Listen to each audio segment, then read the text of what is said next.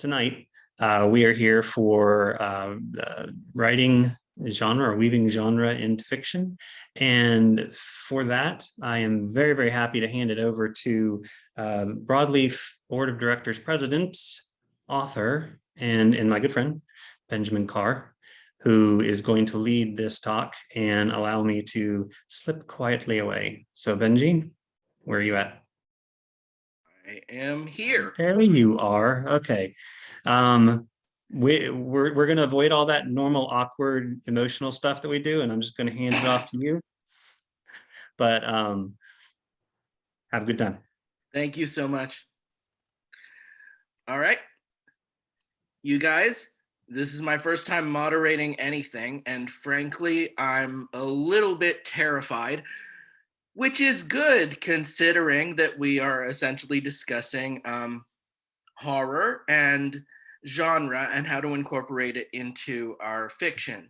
And the person that we are speaking with this evening is the author of A Cosmology of Monsters, Shaun Hamill, who is coming to us, I believe, from Birmingham. Hi, Shaun. Hey, Benji. All right.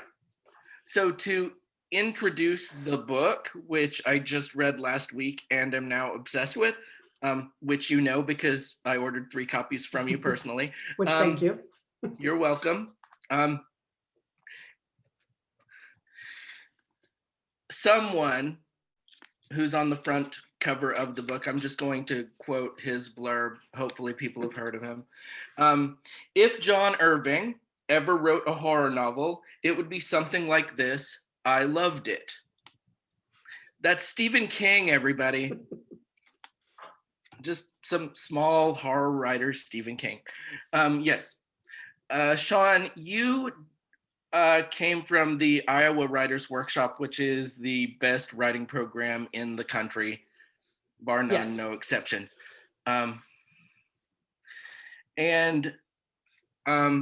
Was this your thesis project? Yeah, actually. I started this book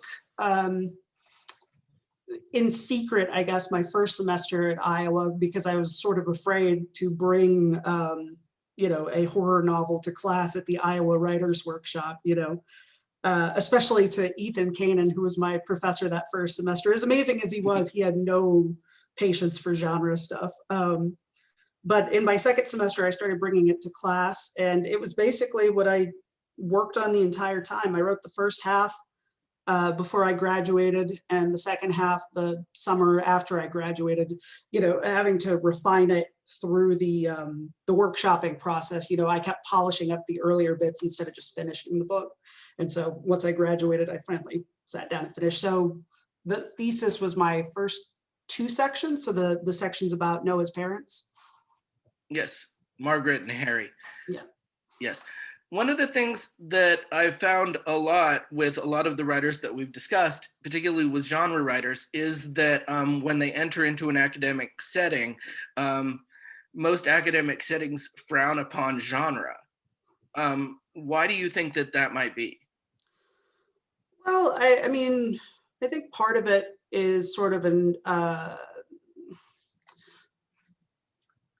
older worldview where genre fiction was sort of looked upon as less than, literary realism, basically, sort of your John Cheever or Philip Roth or whatever, sort of, this is real life kind of writing, which was, I think, promoted, like there's a whole book about it, about how the CIA, funded the Iowa Writers Workshop during the Cold War, and like was very specifically shaping the voice of American literature as part of the Cold War.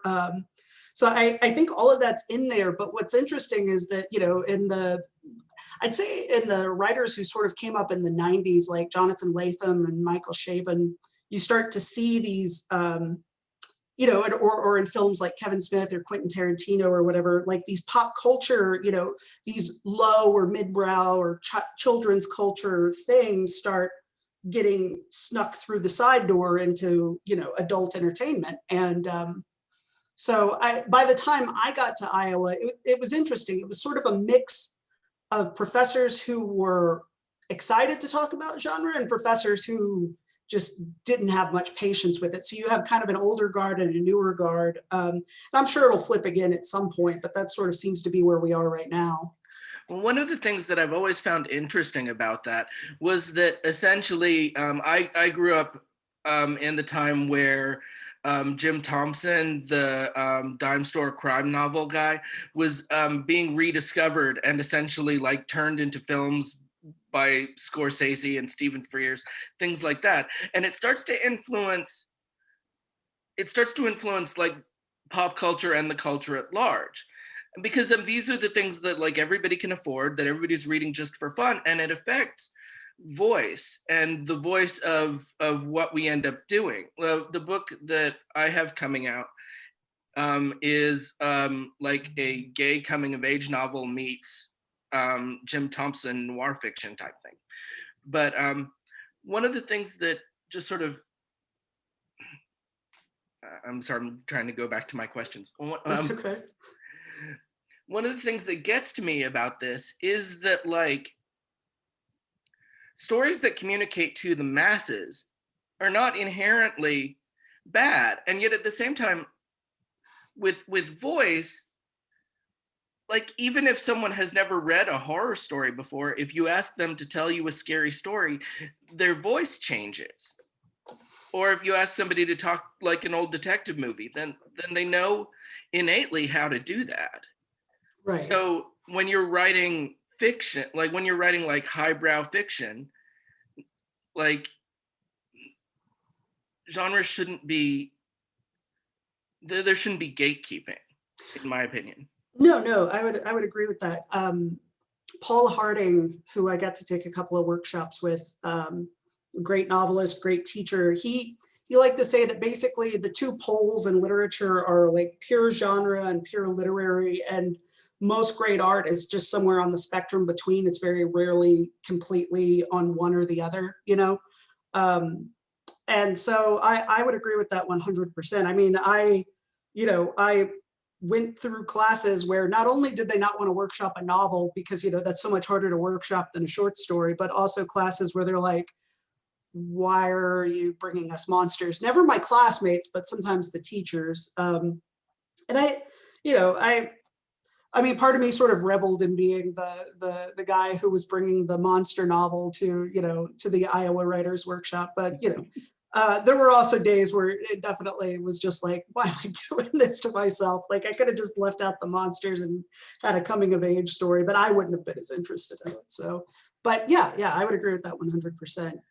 And that's interesting what you say about like voice changing too, because I wonder, I think a lot of how that voice emerges in the general culture is how it sort of gets imitated and then parodied. And then, you end up with like children's cartoons referencing things the kids never would have seen. Like my mom has the story about by the time she saw the movie Casablanca as a kid, she already knew all the great lines because they'd been done to death in like Warner Brothers cartoons or late night TV or whatever.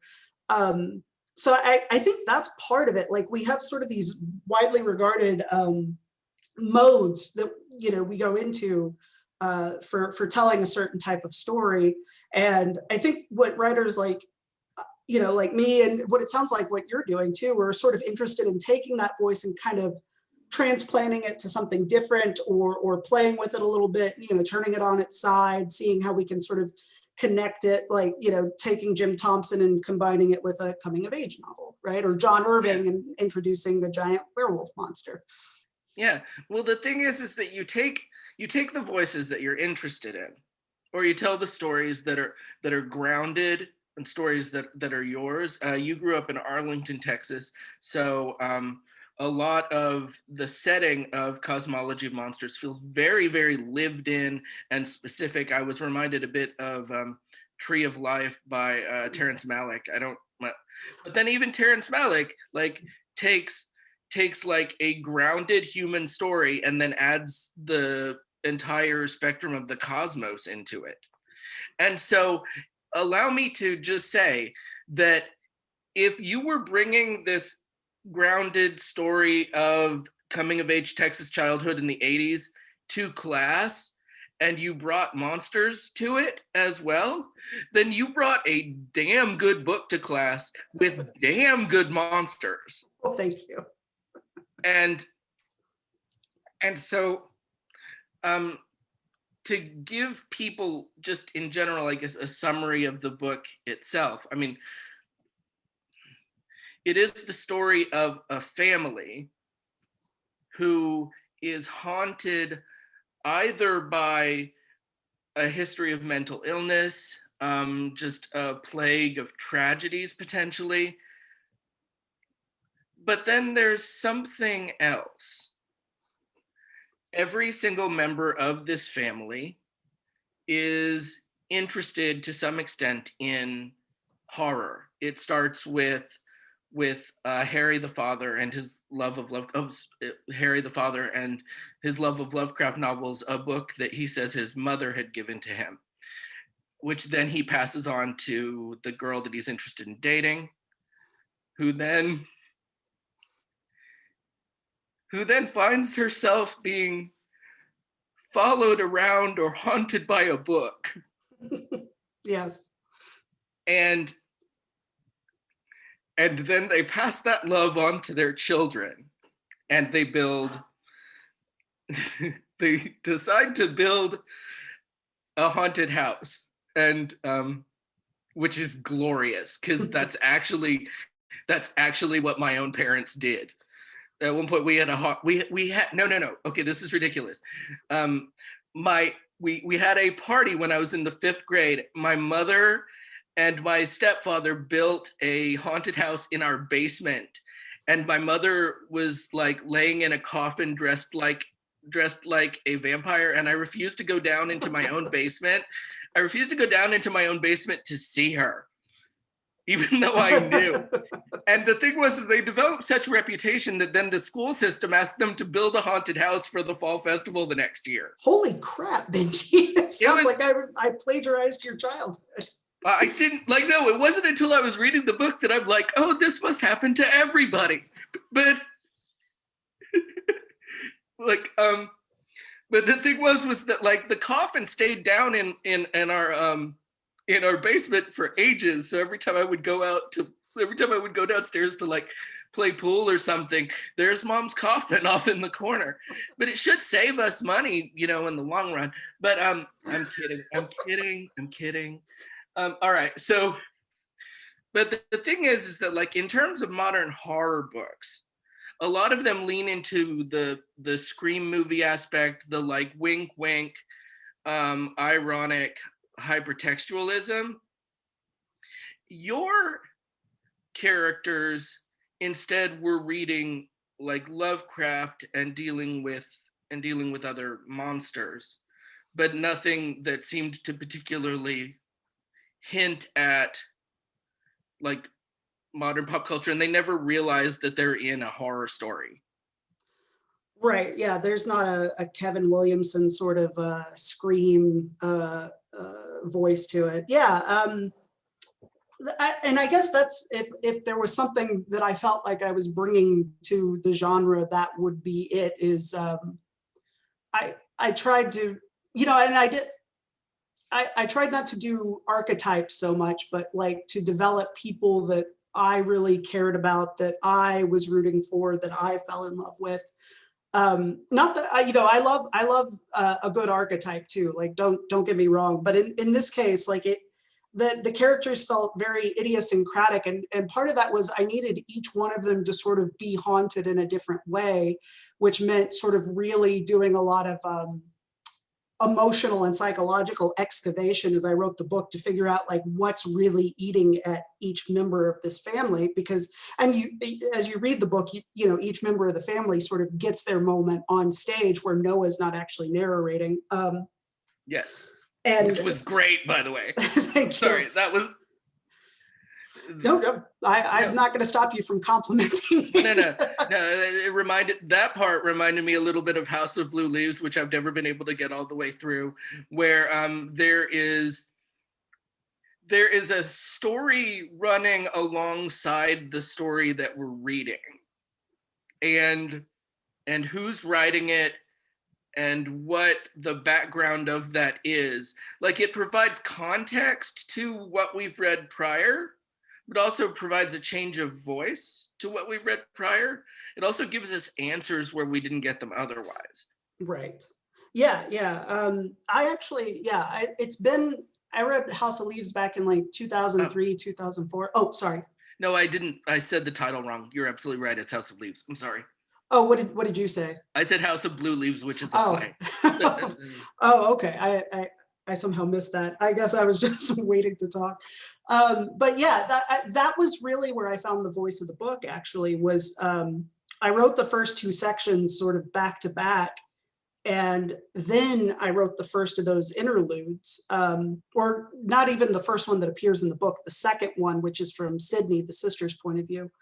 And suddenly things started clicking into place, because the book is structured where each section basically takes place in a particular year, and usually around Halloween. So there are these big gaps between that I have sort of had to cover and give information, but also sort of that gave me opportunities to really strip the characters bare and let them, emote in ways that they can't with each other because they're also locked up. And that really unlocked the book for me, because then I could, give the reader the information I needed them to know between sections, as far as like time passing, but also like enrich the characters and heighten the tension, and especially early in the book, give more direct hints at some of the supernatural stuff that's going on as well, because it sort of emerges gradually over the course of the story, and becomes more and more blatant as it goes. So yeah, that was a great help once I discovered it, and I was so glad that my editors felt the same way about it. I was always worried that I was going to have to cut it just because it was so different from the rest, but they seemed to understand they were load-bearing interludes, so to speak, sort of doing a lot of the emotional lifting in the book. Yes. It also provided a sense of exposition, and also a way of giving occasionally quick satisfaction to payoffs of scenes or payoffs of moments. Go on. I was just going to agree. Yes. Yes. But one of the things in terms of weaving genre into fiction, when you advise other writers on how to write, one thing which I assume that's something that you're either asked to do or do. I mean, yeah. I haven't taught in a classroom in a few years, but I definitely, I get to do programs like this with folks like you. So I definitely feel sometimes like I get to scratch the teaching itch a little bit. Well, one thing that I always found with beginning writers is that they write, and the first voice that they write in is, of course, their own. But then when they're trying to create a character, for a time I noticed that like all of the characters sounded like me. And so I started to use genre as an example or a way of changing voices, so that the characters had their own psychology, they had their own background. Have you ever tried doing that as an exercise? I have not, but I really like that. Because I know what you mean about the characters all sounding alike. And that's, I think something that I don't think you and I are alone in. I've seen that in a lot of especially very witty writers or clever writers. Like everybody kind of has that same sort of David Mamet patter or whatever, whatever you Yes. want to call it. But I hadn't really thought about using genre that way, but I guess in some ways you sort of do, because there are different sort of horror influences on each section of the book. So with Margaret, I was thinking, just in terms of what I was taking in or carrying around in my head, like not even different genres, but maybe different subgenres of horror. Like I was thinking about Rosemary's Baby a lot whenever I was writing the Margaret section. And whenever I was writing the third section with Noah and, you know, and them setting up the haunted house for the first time with the drama teacher, I was thinking a lot about like E.T., which I know is a sci-fi fantasy movie, but also sort of Donnie Darko, which is about a weird kid and his Yeah. weird otherworldly friend, you know, which I think of as sort of, I guess, suburban Gothic. So I definitely, you know, I think I carried a subversion of that, but I never thought about it in terms of character voice. I think that's really cool. And I'm probably going to try that on the book I'm trying to start now, because I am also playing a little bit with the hard-boiled detective voice for the first time and enjoying it, but I don't quite have a handle on it yet, you know? So. Well, what I found in order to try and get a handle on voices is to read other authors in those genres from the periods in which they were either popular or notable. So if you ever want to write a mystery, just anyone in general, go to Agatha Christie. She sets up plots better than any person I've ever met in my entire life. And there's always an inherent game in every single one of her stories. So as a reader, if you're a writer, as a reader, you aren't just going to stories just to enjoy them. You're going to them to some extent to figure them out or to draw how. Right. Yeah. To try and excavate or backwards engineer the schematic, I guess. Yeah. And I do that constantly. It's why I'm usually reading about 15 books at a time, because like there's factual research, then there's structure research, there's character research, you know, all this stuff.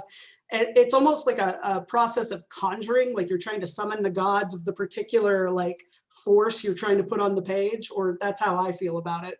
And I also stack books around my house like totems. So it's.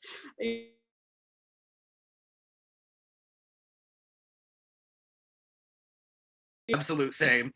Well, I mean, the thing was, is occasionally I'm like, well, who were the people that wrote this way and understood this character? And so it was like either read John Cheever or develop an alcohol problem. And since he's already done the work, you know, but one of the things that gets me is in terms of like when I was reading Cosmology of Monsters, it reminded me of a book that was both current, but then also was more of a fantasy novel, and I asked you about it earlier, and it turned out that that you had read the book too, and but the book was Susanna Clarke's Jonathan Strange and Mr. Norrell, which is essentially written as a like Victorian Edwardian era history of British magic, but also is about like two incredibly vain people who accidentally invite a creature into their lives, and the creature sort of makes a deal with them and makes them famous, but also then proceeds to start using them in ways that they don't immediately realize. Yes. Yeah. And you know, I mean, I think I told you before before we started recording, actually, that is probably my favorite book of all time. It's just the one that I never seem to get enough of, no matter how many times I read it. Like there's just so much there. And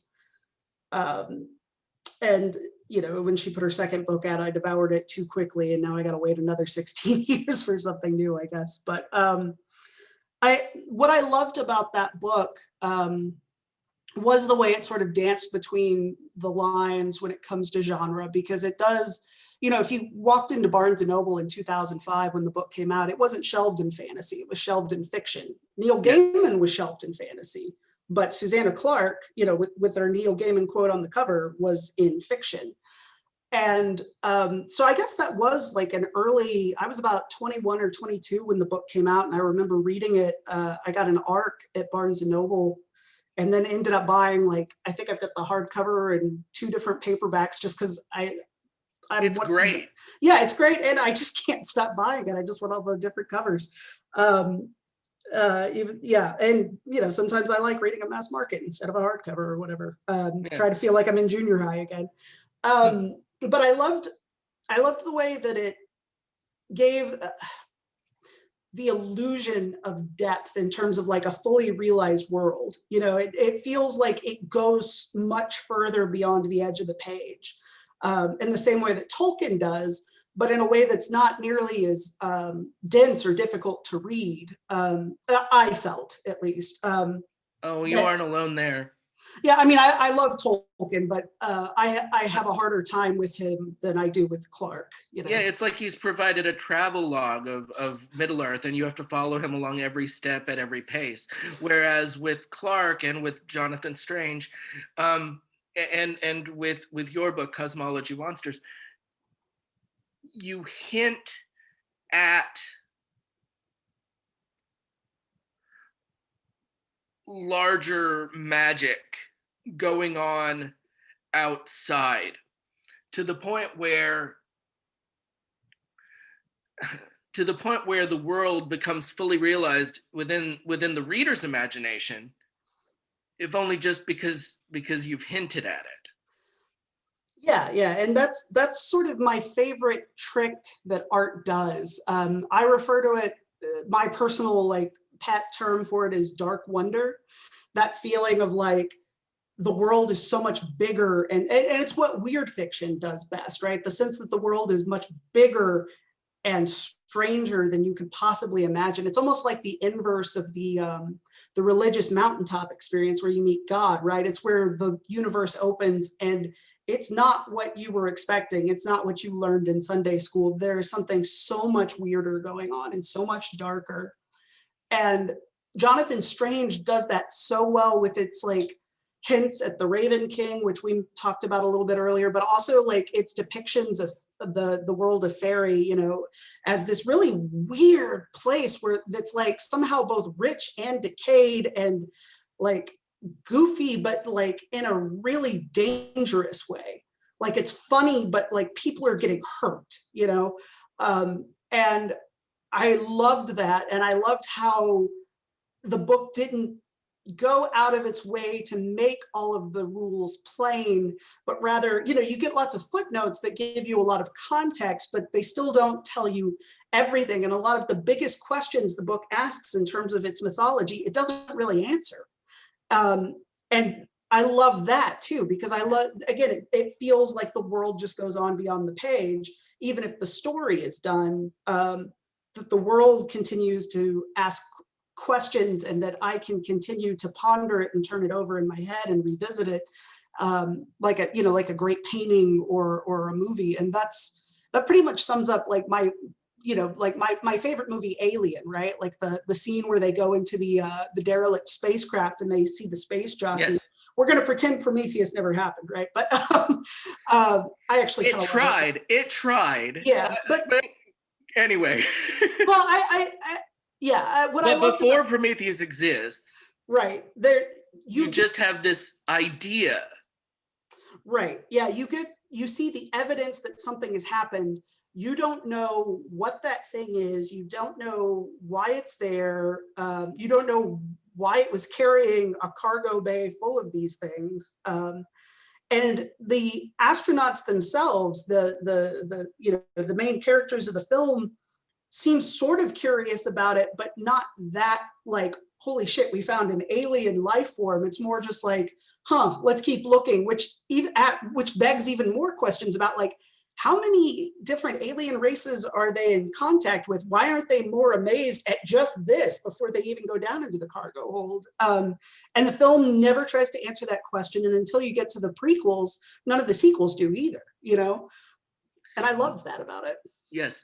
One of the things that I always find interesting about human-based science fiction is that like something like Event Horizon, at the point where you cross over the threshold into like a hell dimension, you only stay there for a second. They give you hints, and this is a bit of Lovecraft too, that if people stayed there longer, it would merely just drive them insane and drive them like wild. So you could never actually set a full story there because it would be too uncomfortable for the audience. I mean, it's a terrible place to go to, but it's a nice place to visit. And right. And so I think that is a large part of the magic of what writers can do. They take characters who are like, they essentially create fish out of water stories, like a character who's suddenly in over their head in regard to a gigantic murder conspiracy or something, and we're left with the everyman as our narrator. Right.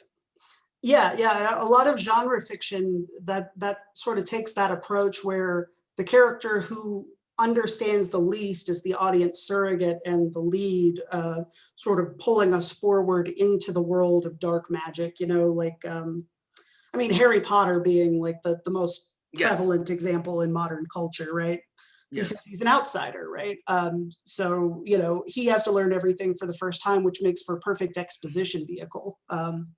So yeah, I would agree with that, with the fish out of water thing. What I like about weird fiction or Lovecraft or Ashton Clark Smith or any of the other greats is that they don't always answer the question. That there is some exposition, but there's always more going on past that. The fish goes out of water and comes back and doesn't quite know everything it saw, outside the bowl. Like it has an idea, but like it's still not the entirety. I read an essay from Ursula K. Le Guin once where she was essentially talking about how she wrote science fiction was not to explore like other worlds, but to explore the like worst case scenario ramifications of the rules of this one. And that, so what you do is you just start with an idea that you'd be interested in exploring. Like with Ursula K. Le Guin and Left Hand of Darkness, it was like, what role does sex play in, what role does gender play in society? And then she takes it automatically to, in her brain, was just a visitor to a world where gender doesn't exist and perpetually changes based upon the season. It's fascinating, but like I always wonder about that in terms of writing exercises, like to just start with an idea that you're interested in exploring, to give yourself a voice from that, and then just see what happens. That's interesting. And it makes sense that a lot of speculative fiction starts with asking questions designed to sort of push, well, what if everybody was born with a third arm or whatever. But for me, it usually starts from wanting to capture a particular feeling or emotion. And I don't know if I'm typical of other horror writers that way, but for me, it's like I'm chasing a certain feeling rather than like saying like, well, what if this happened? It's more like, I don't know, like this incoherent, like massive emotion, and it sort of, metastasizes or whatever into a story eventually, if I'm lucky.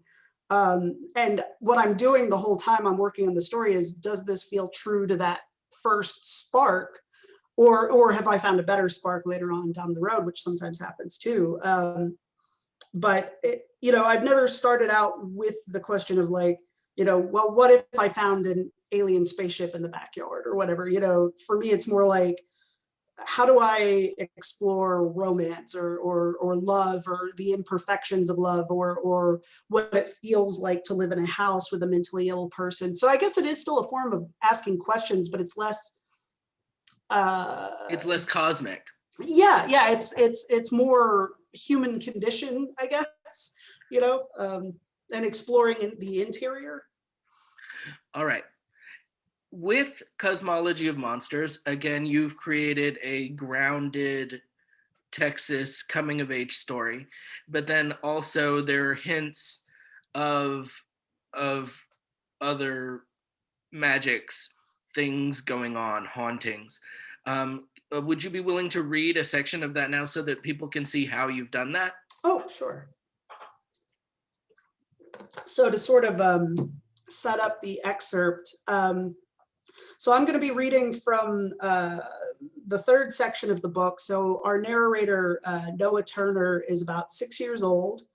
And sorry, I wrote some notes before we started. I just want to get them pulled up here. Okay. It's 1989. And his family's sort of on the brink of financial ruin right now. His mom, Margaret, and his two older sisters, Sydney and Eunice. And so to sort of help them out, Sydney, the older sister's drama teacher, has partnered with the Turner family to build a for-profit haunted house that would be a partnership between the family and the school. And the family had done one haunted house before the year that Noah's father died, and it was a really traumatic experience. So Margaret, the mother, is very hesitant to revisit it, but she's up against the wall and basically has no choice. So she sort of agreed to this. And while all of this is going on, Noah, who's only 6 and only sort of an audience at most of this, or overhearing it, has been hearing this weird sort of scratching noise outside his bedroom window every single night. And the night before this scene opens, he finally went to the window to look and see, and all he found outside was like a little Batman action figure, which he'd really wanted, but his mom couldn't afford to buy him. So at this point, what's happening is they're pulling they've still got all of the old haunted house stuff from 1982 in storage, and they're pulling it out to see what they can reuse and taking it back to the warehouse where they're planning to set up the new, bigger, improved haunted house. So after all that set up, all right. While the theater kids drank soda in the parking lot, Mom, Eunice, Sydney, and Mr. Ransom surveyed everything, assessing what could be reused and what ought to be thrown away. They quickly realized that Mom's initial idea, reconstruct the tomb, freshen the paint, and add a couple of chambers, wouldn't work. For one thing, much of the wood Dad had salvaged during construction had either rotted or cracked, rendering it unusable. For another, it all looked small and cheap arrayed in such a large, well-lit space. If we ask people to drive out here for this, Mr. Ransom said, gesturing at the flattened set, they're going to feel ripped off. This won't do at all, Mom said. So we have a few weeks to dream up something from scratch, he said. He ran both hands through his hair. Not necessarily, Sydney said. She unzipped Eunice's ever-present backpack and removed a small portfolio, from which she pulled a stack of paper. She passed the sheets around to everyone. The page I received featured a picture of a group of teenagers huddled together in a bedroom, shining a flashlight under the bed while something peered at them from its hiding place in the closet. As we traded drawings, I realized that each featured the same group of teenagers in a different scene. In one, the kids moved through a morgue, while behind them a body sat up in an open drawer, still draped in a sheet. In another, the kids walked across a small pond, stepping from stone to stone, while a scaled, webbed hand reached out of the water toward one poor girl's ankle. In yet another, a rich man's study lined with animal heads. This same girl had been snatched by the monster, and it dragged her away while the rest of the kids hugged one another in terror. In each picture, the kids shared a single flashlight. You did these? Mom asked. Sydney nodded. I had no idea you could draw, she said. How come there's always one flashlight? I said. That's the concept, Sydney said, looking relieved at the change of subject. We take some of the simplest, most mundane scare rooms, the easy ones we can throw up in a few weeks, and we add a chase element. So in addition to the regular scares, there's a monster tracking you and you're trying to escape before it finds you. We only let people through in groups of 4, and the only lighting in the place is a single flashlight. Maybe we even plant one of our own people in a group every now and then, and the monster could get that person. It would be cheap, and we wouldn't have to reinvent the wheel in a few weeks. Everyone else handed Sydney's drawings back to her, but Mom held on to hers. Her face looked tight, as though the flesh had been yanked taut. How did you come up with this? She said. Sydney fussed with the stack of pages. Mr. Ransom always says that necessity is the mother of invention, right? I just tried to think up what would be easy. She held out her hand for the picture. These drawings are good, Mom said. More than good. She sounded miserable about it and handed the drawing back to Sydney with obvious reluctance. Is this really what you want? A moment of silence followed, broken only by Mr. Ransom's snort. Jesus, Sydney, he said. I'd hate to be you when I go to sleep at night. He looked around at us, half a smile on his face. It faded when none of us laughed. Speaking of, should Noah be here for this conversation? Eunice said. What? I said. What did I do? Nothing, Eunice said, but I don't want you having nightmares. Mom pointed over our shoulders. Eunice, take your brother to the office while we talk. I want to help, I said. Go play with Eunice, Mom said. I'll take him up front, but I'm coming back, Eunice said. I'm part of this. Mom considered. Fine, she said. And don't touch anything, she called as Eunice tugged me away. This isn't fair, I said as Eunice tucked me in that night. Life isn't fair, buddy, she said. Mom would have let me help if you hadn't said anything. Mom isn't paying proper attention, Eunice said, but I am, and you have to trust me when I say this will be too scary for you. She leaned over and kissed me on the forehead. Who do I love most? It was too early for that question. Wait, aren't you going to read to me? I'm sorry, but I have to get started on the script tonight. Mr. Ransom's making me work with the girl from his playwriting class, so I have to come up with some ideas before I meet with her tomorrow. Maybe I'll have time in a couple of days. She hurried across the room and flipped off the light switch. Good night, little prince. I lay fuming in the dark. Why did my family always exclude me? Why wasn't I ever a part of things? When the scratching at the window started, instead of fear, I felt a hard ball of anger in my stomach. I climbed out of bed and yanked aside one of the curtains. The anger dissipated at once, replaced by wonder. My first impression was of dark stone blocking my view of the atrium, tall and monolithic, but roiling dark on dark like flirting clouds of smoke. I leaned forward, trying to gauge the object's size, and it moved, its top sweeping down. A face drew level with mine, elongated and furry, its snout pressed to the glass and exhaling blasts of fog. Its eyes were bright orange. I started to flinch back, but then realized that I was only doing it because I was supposed to. It's what people on TV and movies did when they saw a monster. I wasn't actually afraid. I wanted to see this thing. The creature kept still as though understanding and obeying my desire. I let my gaze linger on its tufts of brown fur, orange eyes, and protruding snout, its talons on the glass, its garment like a living shadow, shrinking and bending from the light, sometimes black, sometimes red. I put a hand to the cool glass and spread my fingers. The creature tilted its head to one side, then mimicked my movement, placing its long taloned paw opposite mine.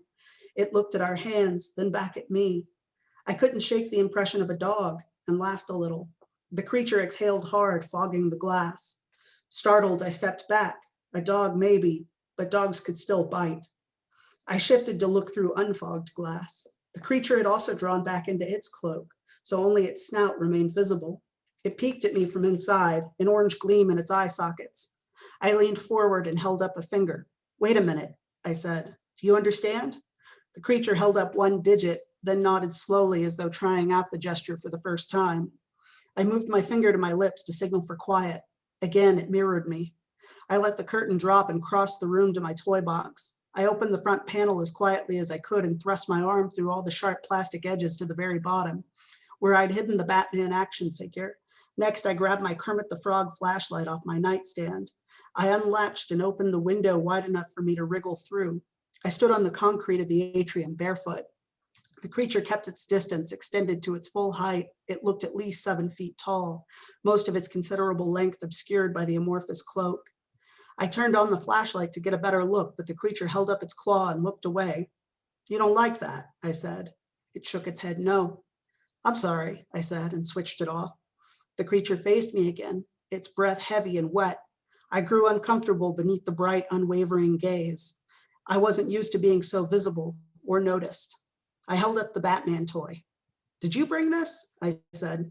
It nodded. Why? I said. The creature crouched and picked up a chunk of sidewalk chalk. It made several slow, unsteady scratches on the ground. I shone my light on the space and read a single word written in jagged, barely legible letters. Friend. Friend, I said. You want to be friends? The creature nodded. Why? I said. It remained crouched before me, but made no response. I held up Batman again. You didn't steal this, did you? The creature shook its head no. Behind the creature, the living room light came on. Had someone heard us? The creature cringed without turning around, as though even this veiled illumination hurt. I have to go now, I whispered. Bye. I turned to my open window and crouched to crawl back inside. One of the creature's claws landed on my shoulder. I had the sensation of drifting, the way you do in the moments before sleep. Everything around me soft, comfortable, like a blanket.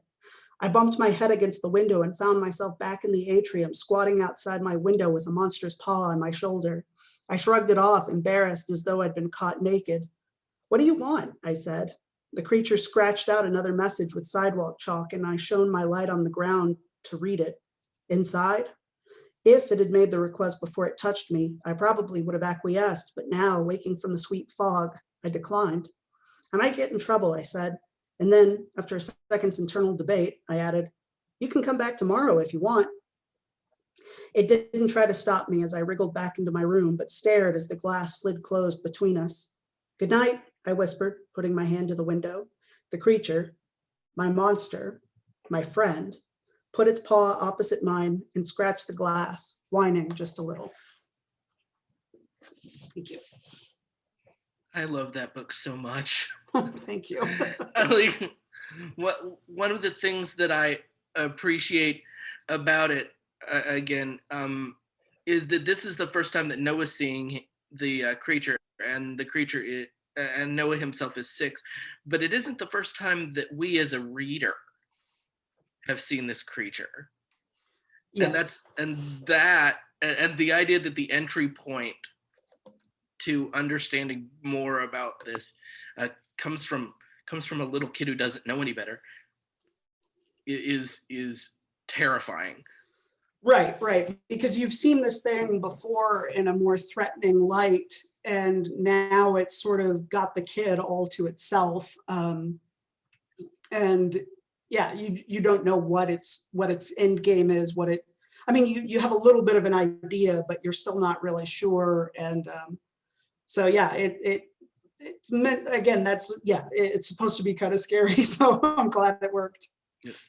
We have many questions from the audience.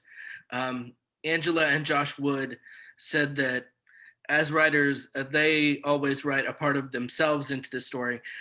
Which character within Cosmology of Monsters has the biggest part of you? I think Noah definitely represents my, I think I'm sort of split between them, but Noah definitely is the closest to my worries about myself, my fears about my own innate goodness or badness, my own need to sort of disguise or hide. That's another big theme in the book, is Noah's constantly wearing, the first time you meet him, he's wearing a Batman costume. He wants to wear it to his sister's play. Because everybody else is going to be wearing costumes, stuff like that. But there's a lot of me in the other characters too, like the depression and, the sort of mopey poet thing that Eunice has going on is definitely me. I pillaged my old journals for a pretty big section that Eunice writes, That's great. Yeah. Stuff that I was writing when I was 19, and I was like, oh, this is perfect for this, 19-year-old girl who's, kind of going through it. And, the Margaret and Harry's marriage is a little bit my parents' marriage, but also a little bit mine, watching sort of how something that starts off so pure can sort of get so much more complicated just by life itself without either person trying to hurt the other. It just, so I think I'm and Sydney, there's a lot of my own sort of antagonism towards my own mom at that age. Just, we butted heads constantly. She was usually right, but I was a hormonal 15-year-old and I didn't want to listen. So definitely that bad attitude, that thinking you know better than everything. So I'd say I'm all over the book, but Noah I think sounds the most like me, to me at least, for better or worse, depending on how you feel about the character by the end. The same people also asked if you were influenced by Dungeons and Dragons in regard to your world building. Maybe. I've played a lot more in the last 2 years than I've ever played before in my life. I started with a group in pandemic, but I definitely enjoyed the game and definitely read the lore, the player's guides and stuff when I was younger, trying to sort of get ahead for the game, but the math always sort of eluded me. But I always loved the monster manual and stuff. And I think that you could definitely see sort of that love of like a wide, weird world. I love just how much of, again, that sort of illusion of depth, because they've been generating these worlds upon worlds for like, what, 50 years now almost? And like, it's a very rich tapestry to step into. So I'd say there's definitely some of that in there for sure. David Carlander asks, you've referenced some films you were thinking about while writing. So when you're writing or getting ready to write, does the experience of writing feel akin to something cinematic? Are you thinking about scenes in the book visually, like scenes in a film? I'd say that on Cosmology, that was definitely how it worked. When I started writing, I wanted to be a filmmaker. So I started with screenplays in high school, and I got into prose in college once I'd made a few short films and realized, oh, I am not cut out for this game.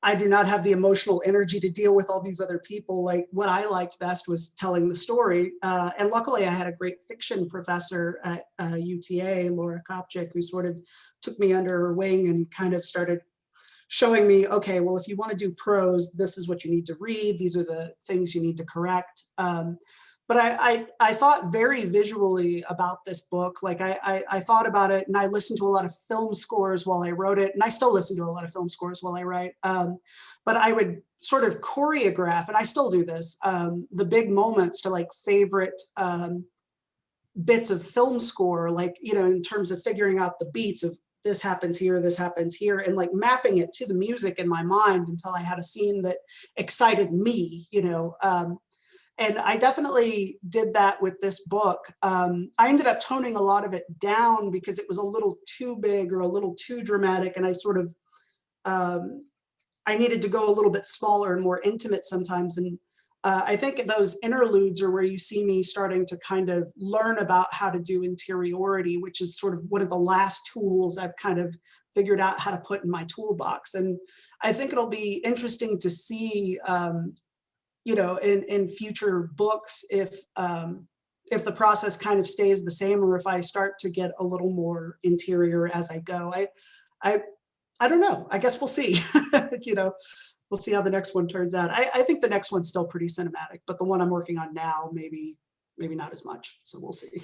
You finished a second novel just a few weeks ago, I thought. Is that the one you're still working on, or are you working on something new, a third novel at this point? Yeah, a third novel at this point. And it's still what I'm really trying to do, Benji, is keep busy while I wait to hear back from my agent and not lose my mind. So this may develop into nothing, but it's at least keeping my mind off of like checking my Gmail every 5 seconds. I completely understand. I completely understand.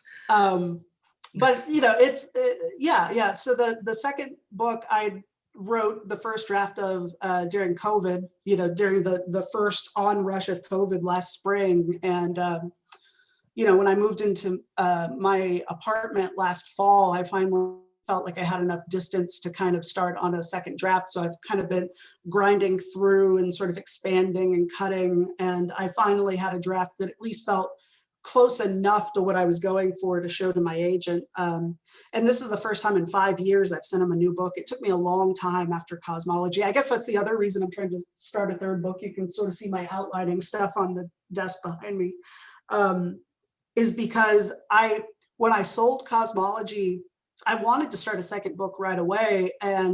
But I sort of locked up, that I was paralyzed by my own success, as arrogant as that sounds like.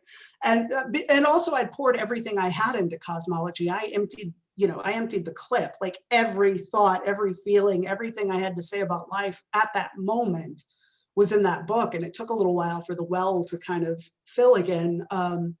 And, with COVID and some family issues and stuff, like it took a while to get back to the page. And so I'm trying to prevent that moving forward, just to not get too precious about the process. Because I think if you're away from it for too long and then you look at your finished product and forget about like the dozens of drafts or whatever it took to get there, it can become even more intimidating. So it's like, I got to remember to stay in the mud, Yes. One of the things that I found with with COVID last year was that as I was trying to write something new, I kept having difficulty picturing two-person scenes between two people sitting together and having a conversation outside in a setting. And I'm like, this feels like I have no idea when we're going to get back to this. I can't even tempt myself with the notion of this right now.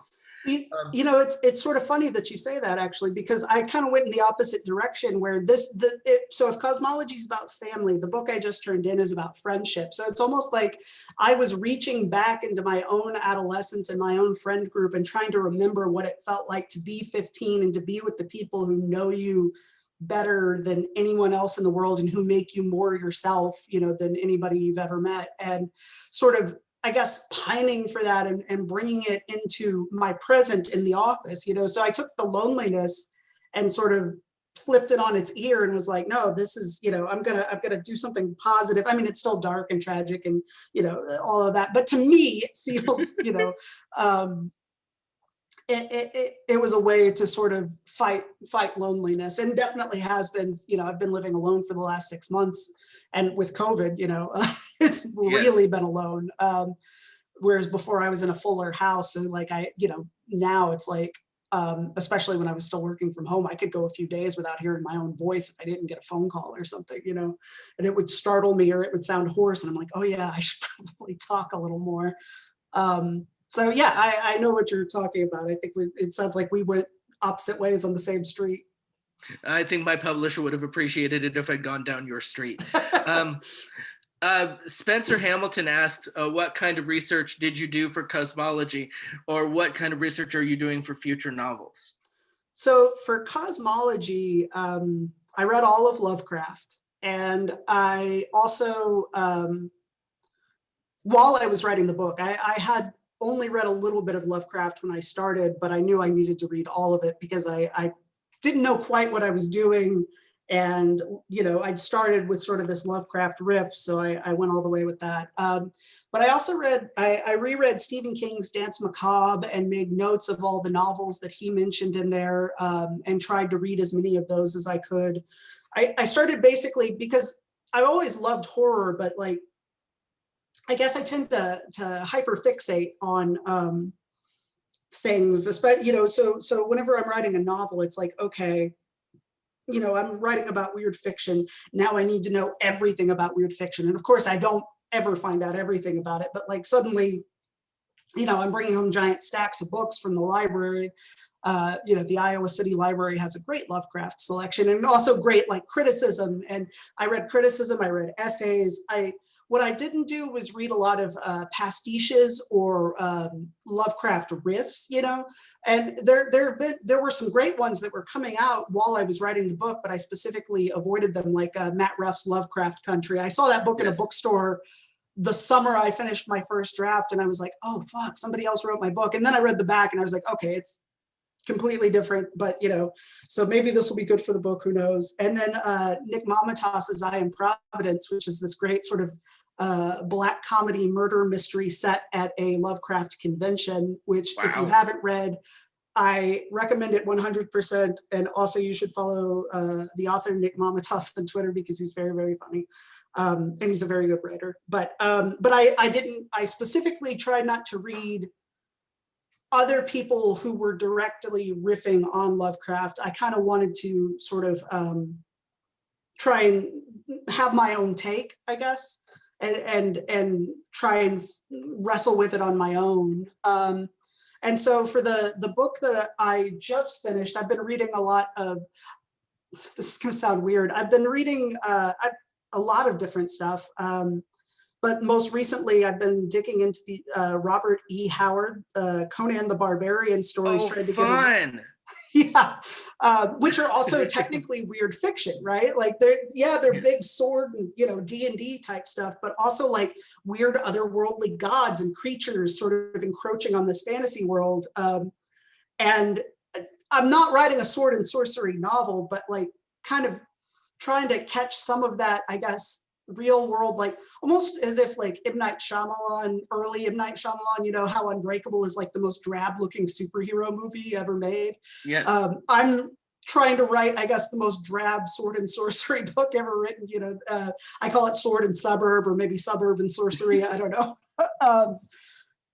So, I try to read a lot of whatever it is I'm trying to channel, which again ends up, with like 15 different books and, on the nightstand, plus, just constant Googling and wikiing and tweeting. And Twitter has been an amazing resource in terms of like, hey, are there any good books about this? And like, suddenly I'll have a reading list like 10 books long from people who are just like, oh yeah, you should read this. You should read this.